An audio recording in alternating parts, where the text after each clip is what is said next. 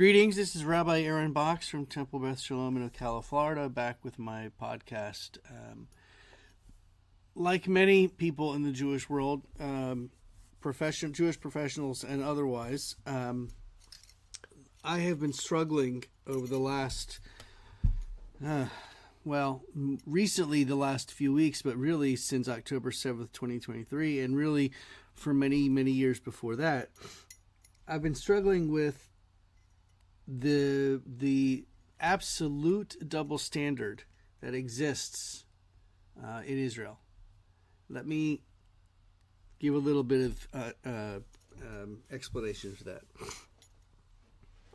If the United States was sitting down to eat, the entire country, we were all just sitting down, we're having a meal together, in our separate homes, and then we see on the news that, 15 or 20 or however many bombs came from Canada into the United States. And in the process, let's say 1,000 people died and, 300 people were taken hostage across the Canadian border. What would happen? The United States would respond immediately and without any question, within days, maybe months or weeks, but with probably within days, Canada would be the 51st state, or would be under the ruling, if you will, of the United States, in response to what happened. Now let's go back to October 7th, 2023. Israel and the Palestinian people are living next to each other, not peacefully, but they're not in a war. They are, living their lives. And I don't want to get into the details of how the plight of the Palestinians or the plight of the Israelis. I just want to say they were living next to each other. Then on October 7th, that was disrupted when Hamas decided to infiltrate into the sovereign land of Israel, killing over 1,000 people, taking hundreds of people hostage. And now, since October 8th, 2023, Israel has been involved in the longest war of its life, simply because Hamas decided to infiltrate into sovereign Israeli land. Now, is it possible that Israel could have just bombed the heck out of Gaza Strip, killed everyone and taken it over? Probably. But that is not the way that Israel lives. That's not the way that the IDF, the Israel Defense Force, works. That's not guided in the principles and values and ideals of Judaism, which is really what guides everyday life in Israel for Jews worldwide. Now, let's fast forward. It's now 2025. We are literally just about 2 years away from that October 23rd experience. And 61 or so thousand Palestinians have been killed. That is horrendous. That is terrible. But it is not genocide. My good friend Rabbi Jeremy Barris recorded a video recently, and in the video he talks about the difference. He mentions the irony or the humor of talking to a Jewish person about genocide, or telling a Jewish person what genocide is. And he mentioned that during the Holocaust, during the 6 years of World War II, 1939 to 1945, something like 3,000 Jews were massacred a day. Something like that. And at no point, at no time did the Nazi leadership come together and sit down with the leadership of the Jewish people and say, hey, you know what? All you got to do for this war, for this Holocaust, this genocide to end, is give us X amount of dollars or give us this amount of people, whatever. Never once had that option. Instead, they had to watch every day as their brethren from all around the Eastern Europe were brutally killed. Now fast forward. Israel has gone to the table time and time again to Hamas and said, all we want is our hostages. Now, you can go back to almost a year and a half ago or so, the first time that there was an opportunity for this war to be over. It's always been about the hostages. Now, let me make it clear. Of the 61,000 Palestinians that have been killed, I would say probably half of them, if not more, were Hamas operatives, either people who were in Hamas or worked with or for Hamas. That means that, so let's say about 30,000 or so civilians were killed. But again, that number is hard to decipher. It's hard to really come up with an exact number. And here's the reason why, or not the reason why, one of the reasons why. When Israel left the Gaza Strip and the Palestinians in Gaza voted Hamas in, Israel left tons of infrastructure. Hamas came in and destroyed it all.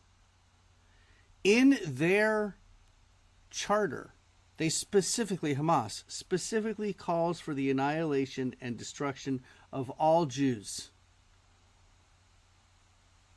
When they say from the river to the sea, they mean they want that to be Jewish person free. That is genocide. That is a request or a definition of what it would be to be genocide. Destroying all of the Jews in Israel, in that land. The Jewish nation has never once said, we want to kill all the Palestinians in Gaza and we want to get rid of all of them. That's never been said. Have there been soldiers ordered to shoot Palestinians? You know what? Some people say that in the news. I'm not so sure that I buy it. I've known many. I know many people who have served in the Israeli army, and I can't imagine them being told by their supervising officers to kill Palestinians at will.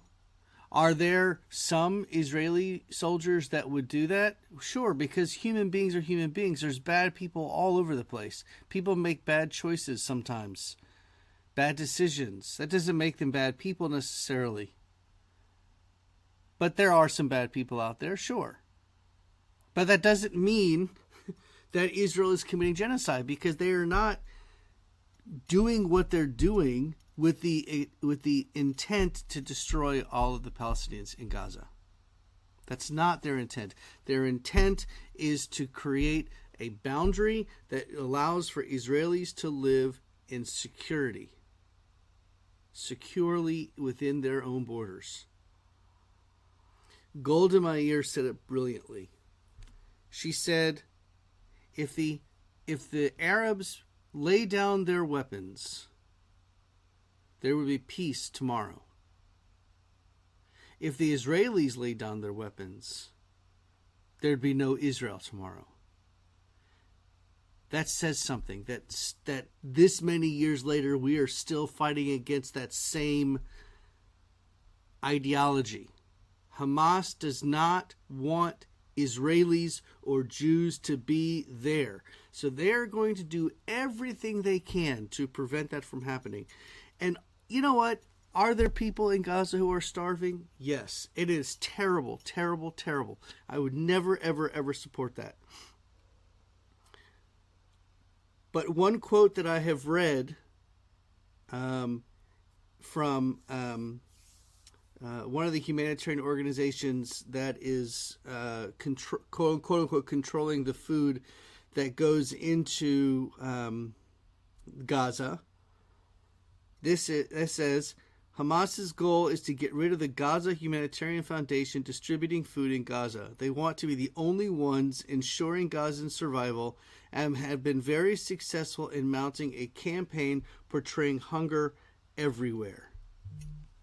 Yet there are many articles out there, many pictures out there that show that there is plenty of food. There is plenty of stuff being delivered to Gaza Strip, but it's being controlled by Hamas.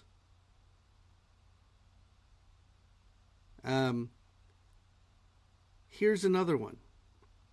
During the initial stage of the war in October 2023, Hamas diverted 25% of all incoming UN aid.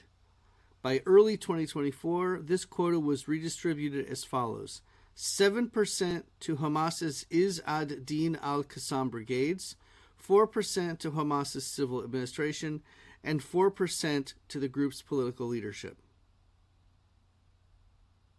And that means that Hamas is literally obstructing their own people from getting food and supplies. That is problematic. But nobody's talking about that. Let me rephrase that.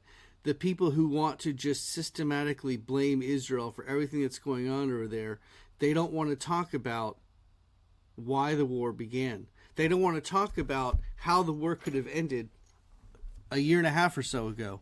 They don't want to talk about the fact that 85% of the aid entering the Gaza Strip by truck since May 19th has been stolen. Professor Eitan Gilboa, an expert in international relations and media at Reichman University in Herzliya, said, "There is some hunger in Gaza, and it exists only in places Hamas is pursuing it, not in the other areas." I cannot say this strongly enough. Is Israel making all of the right decisions? No, of course not. No country is always right all the time. And it is perfectly okay and understandable for a person to question their government or question any government, as long as you're coming from a place of constructive criticism and feedback. If you're coming from a place of, well, the Jews are bad and therefore they're making bad decisions, there's nothing to talk about. And I think that's where we are. The crossroads that we're at is when a person asks a legitimate question based on constructively criticizing with constructive feedback, there is a possibility of discussion and conversation and perhaps education on both sides. But when a person comes at the problem by yelling at or calling names or making accusations that are not based or factually based, there's no factual evidence of it happening, then the conversation can't start. So let's begin this conversation again. Israel wants to live in its land securely and with their people able to live in peace.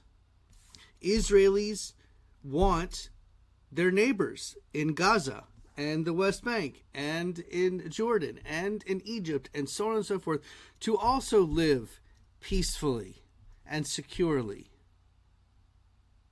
That is all true. However, when you attack Israel, Israel has the right to defend itself against those who want to annihilate them, i.e. Hamas, Hezbollah, and others. That's my take this week. I really do hope for the day when there will be peace in the Middle East, or understanding, or even if it's a cold peace where they don't talk to each other, but they live next door to each other, and they don't have to necessarily go live hand in hand, although that would be amazing. But they can't live fighting either. And I will remind you, Israel is not the one that started this war. On October 6th, 2023, there was no war. The war began when Hamas infiltrated a sovereign nation to destroy it. I'll talk to you next time. Early Shabbat Shalom.